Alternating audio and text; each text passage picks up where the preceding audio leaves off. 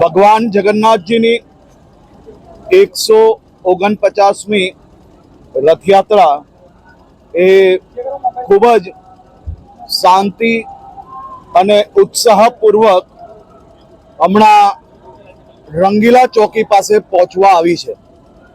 ભગવાન જગન્નાથજીનો રથ 10-15 મિનિટમાં અહીંયા પહોંચશે અને આજે હમણાં સુધીની તમામ યાત્રાઓ કરતા ખૂબ જ મોટી સંખ્યામાં શ્રદ્ધાળુઓ દેશ અને રાજ્યના અલગ અલગ ભાગથી આજે અમદાવાદ ખાતે પધાર્યા છે।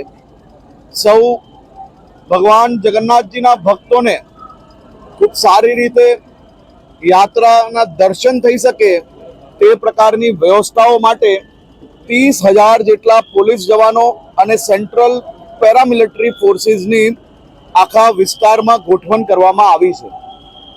નવી ટેકનોલોજી અને હ્યુમન ઇન્ટેલિજન્સના માધ્યમથી તમામ સમાજોને એક સ્વરૂપે અને ખાસ કરીને આજે આ આખા યાત્રાના રૂટમાં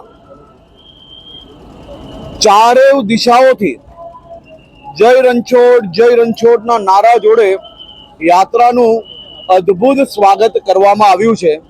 હું તમામ સમાજોના અગ્રણીઓને અભિનંદન આપું છું કે આપ સૌ લોકોએ મળીને આ યાત્રાની વ્યવસ્થા, ગુજરાતની સૌથી મોટી આસ્થા અને વ્યવસ્થાની યાત્રા એટલે ભગવાન જગન્નાથજીની અમદાવાદની રથયાત્રા, કરીબન 10 લાખથી વધારે લોકો આજે દર્શનાર્થે આ યાત્રામાં જોડાયા છે।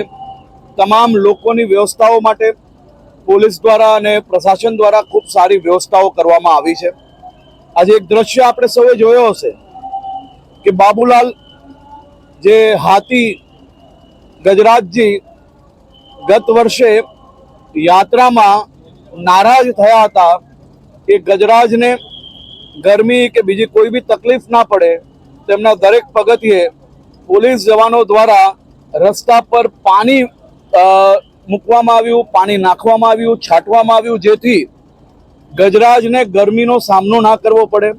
આવી અલગ નાની નાની વ્યવસ્થાઓમાં બી પોલીસ દ્વારા અને પ્રશાસન દ્વારા ખૂબ જ સારી રીતે વ્યવસ્થાઓ કરવામાં આવી છે। હું અમદાવાદ શહેર પોલીસ કમિશનર અને એમની આખી ટીમને, ગુજરાત ડીજીપી અને એમની આખી ટીમને ખૂબ ખૂબ અભિનંદન આપું છું કે ખૂબ સારી રીતે આ વ્યવસ્થાઓ કરી છે।